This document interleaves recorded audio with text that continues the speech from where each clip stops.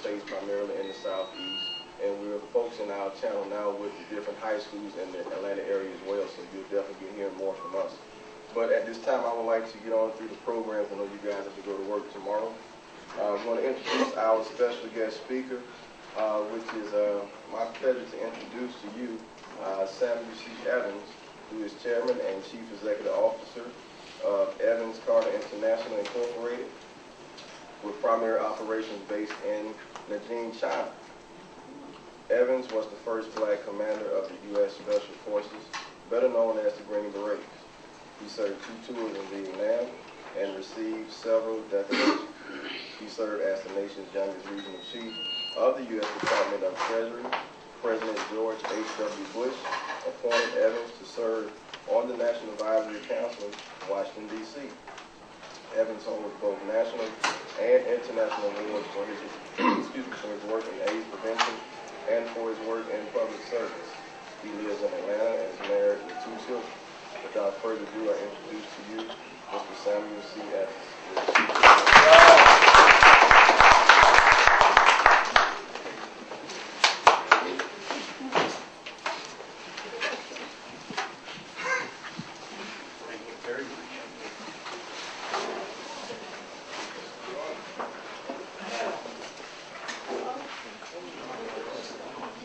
Good evening, ladies and gentlemen. Good evening.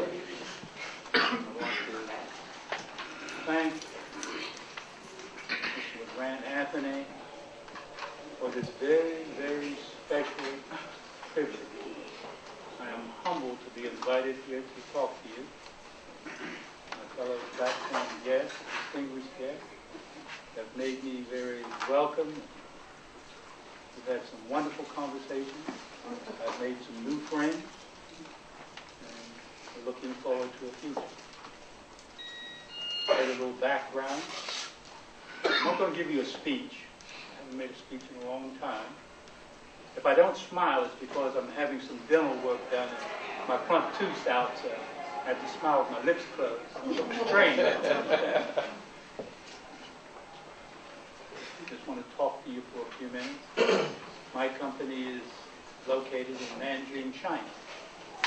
We only maintain a corporate headquarters here, a corporate presence here. We don't do any business at all in the United States except to raise money.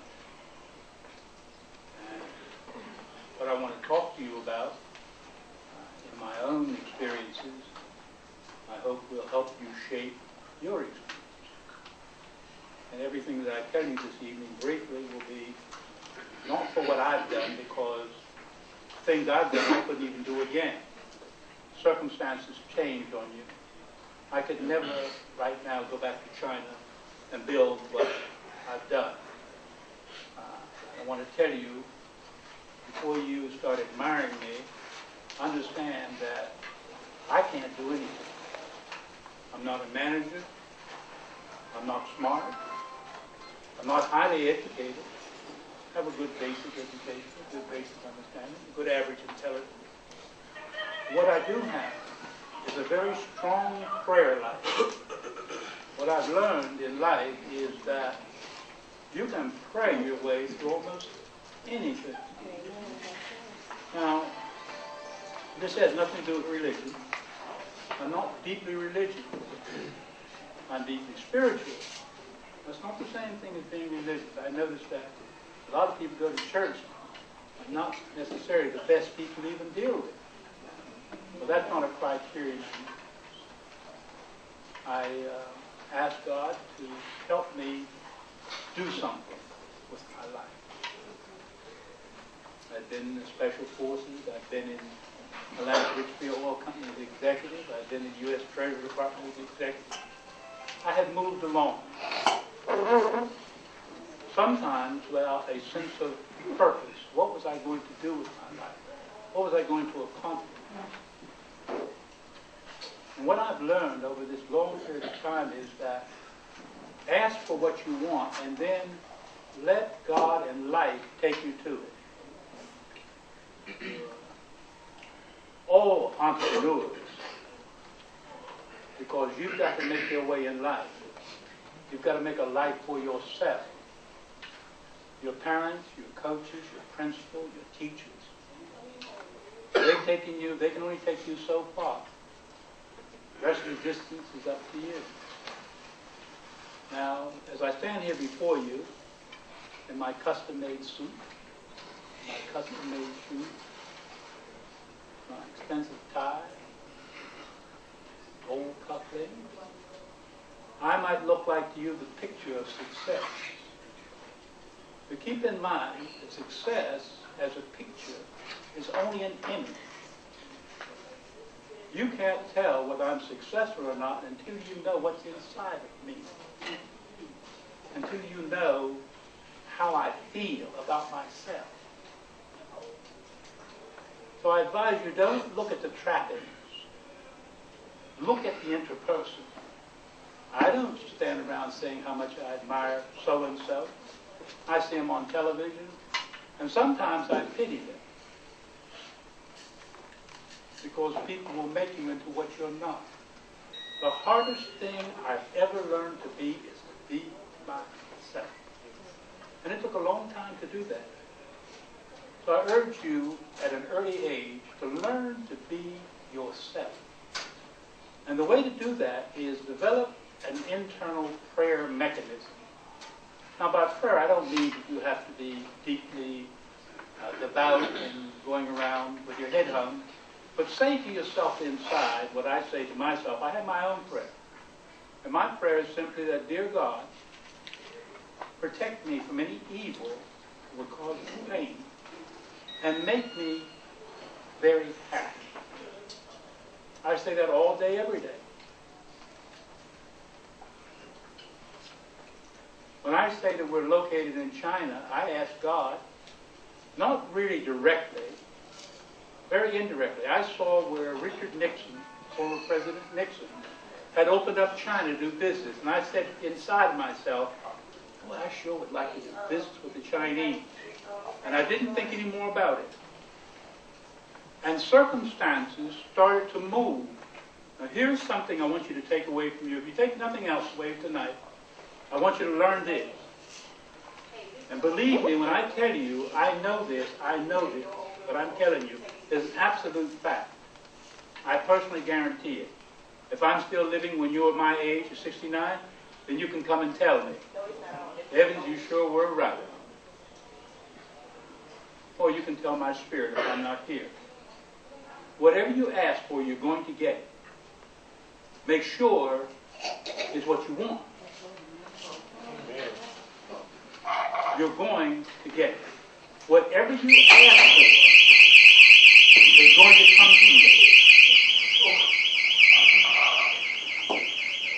Now luck. People say, boy, he sure has good luck. Luck is preparation meeting opportunity. You're all going to get opportunity, but you're not all going to be prepared for them unless you start preparing now. Don't worry so much about what you're going to major in.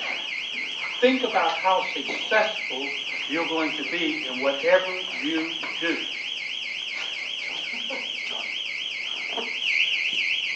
Learn to do little things well.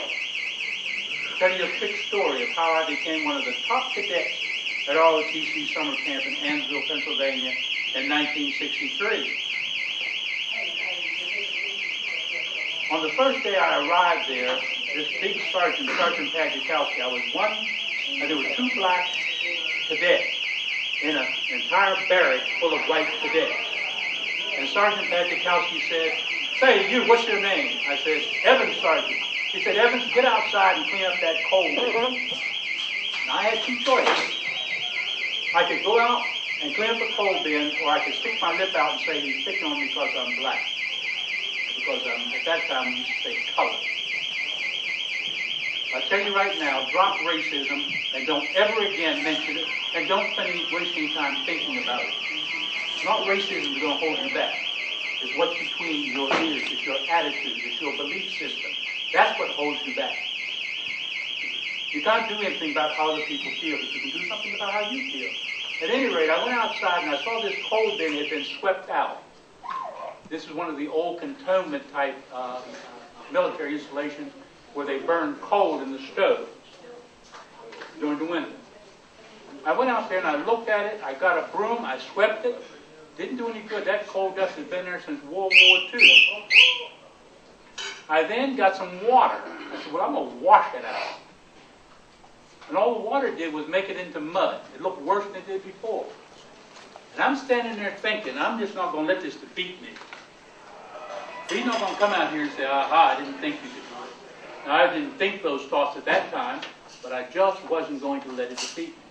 I looked over the buildings. The buildings were all built about 3 feet off the ground on stumps. And I saw a bucket. What do you think of that bucket? I went over there. It was whitewash that they used to whitewash the buildings. And a brush. I whitewashed that coal bin from one end to the other. Went in, Sergeant Pat Kelsey, coal bin ready for inspection. And he looked at me and said, I know this ain't working. Darn. I could see the look on his face. Big Polish fellow. When he came outside, a grin split his face from one end to the other. He called the entire platoon out and said, this is how you do a job. Now, what did that do for me? For the rest of the summer, whenever they wanted somebody to take command, somebody to be in charge, where's Evans? Because I'd made an impression by doing a little thing well. Now, I'm going to tell you that whatever you ask for, you are going to get.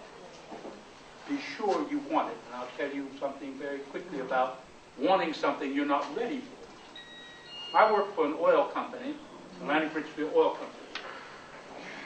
And I went to the same law school that Mr. Anthony went to. So I had a combination of skills. I'd been the regional chief of treasury, which meant I knew something about banking. Usually you can pretend to know something if you have a title. So I had the title, I could pretend I knew something about banking and finance, although I probably didn't know very much. So I wanted to be an international crude oil trader. I had heard about some of the big boys and the kind of money they make, and man, that was for me.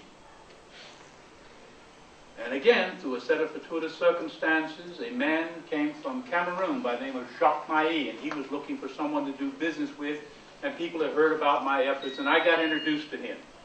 And together, we got the power of attorney for Hydrocam, the National Hydrocarbons Corporation in Yaoundé, Cameroon, and I got introduced to the Deputy Prime Minister of the Republic of Gabon, 2 oil-producing countries.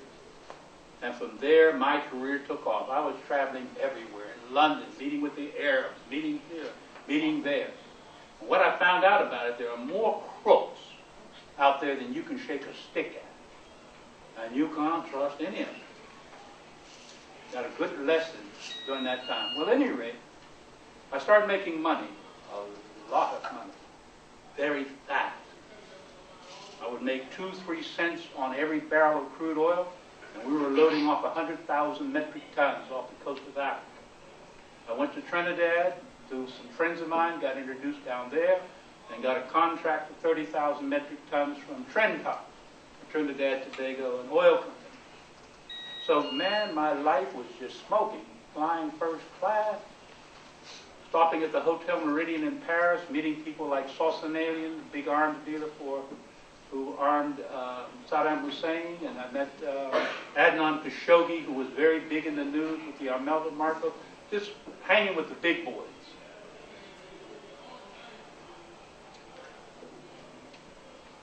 But things started to happen to me that I didn't like. My attitude started getting a little nasty. I started to not want to be bothered with my old little friends. I had my big friends. And I'm saying to myself, it's like I'm looking at myself and saying, who is this guy? And what's he all about? I was on a conveyor belt. This can happen to you. And those of you who wound up in the NFL, as my young friend does, those of you who find yourself in a position you never thought you were going to be in, with the kind of money you've never handled before, it can affect you in ways you never thought it could. And the reason it infected me as opposed to, okay.